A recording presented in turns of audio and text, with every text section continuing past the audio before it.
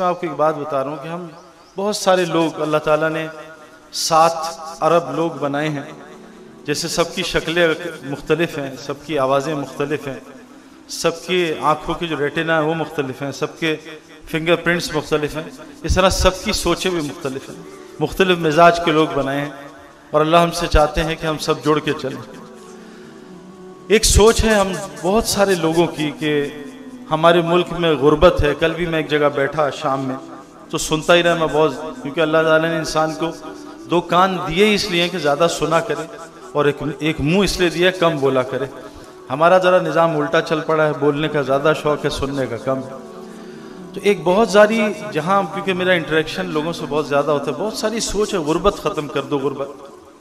थोड़ा सा अगर हम सोचें कि इस वक्त दुनिया का जो सबसे लाइफस्टाइल के लिहाज से सबसे अमीर मुल्क है, जिनके लड़कों से मैं मिला हूँ, उसका नाम है नॉर्वे।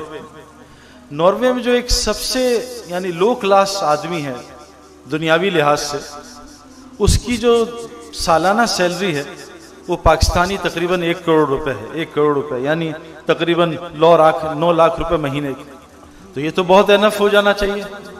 लेकिन आपको अजीब बात बताऊं कि दुनिया में सबसे ज़्यादा खुदकुशी नॉर्वे में हो रही है। अब ये समझ नहीं आ रही कि 8-9 लाख रुपए महीने का आए और आदमी खुदकुशी करे। मैं यहाँ डिफेंस में फेज़ 4 में एक आदमी से मिलने गया। उसने पहले अपनी जान लेने की कोशिश की, फिर बीवी को मारने की कोशिश की, फिर बच्चे मारने की कोशिश की। मुझे उसके पास लेके गए, मैंने उसकी जब कहानी सुनी तो उसने कहा सईद भाई हालात बहुत ख़राब हैं, पैसे बिल्कुल नहीं है, फला नहीं। तो मैंने कहा आपको कितने पैसे महीने के मिलते हैं? कहा 25 लाख रुपए। तो 25 लाख रुपए पे वो खुदकुशी कर रहा था ना। वो 50 भी कमा लेगा तब भी उसके हालात सही नहीं होंगे। वो 1 करोड़ भी कमा लेगा हालात, क्योंकि अल्लाह ताला ने माल के साथ हालात को कोई उसका रखा ही नहीं हालात ठीक होने का, कि माल से आदमी के हालात सही हों। मेरे पास थोड़ा बहुत माल था, मैंने भी बहुत कोशिश की माल को से हालात ठीक करूं, लेकिन मैं टोटल फेलियर हो गया। और जितने लोगों को दुनिया में जानता हूँ उनका भी यही हाल है। अच्छा, जापान में गुर्बत है ही नहीं, दुनिया में खुदकुशी जापान में नंबर 2 पे है। स्कैंडिनेवियन कंट्रीज जो हैं दुनिया में, अगर कोई जन्नत का ऐसे नजर, कोई जन्नत तो हो ही नहीं सकती, लेकिन मिसाल के तौर पे कह दे कि बड़ी खूबसूरत ज़िंदगी है, तो स्कैंडिनेवियन कंट्रीज जो है खुदकुशी में नंबर 3 है। तो भाई इतनी ज़बरदस्त ज़िंदगी, फिर इतनी खुदकुशियाँ क्यों? अभी मैं ऑस्ट्रेलिया से तकरीबन 3 महीने गुजार के आ रहा हूँ। ऑस्ट्रेलिया में सुसाइड रेट बहुत बढ़ रहा है, बहुत ज़्यादा बढ़ रहा है। मैं हैरान परेशान। अच्छा, कुछ लोगों की बेसिक सोच मैं बता रहा हूँ, मेजॉरिटी की। एक तो ये है। दूसरी सोच ये है कि लिटरेसी रेट बढ़ा दो।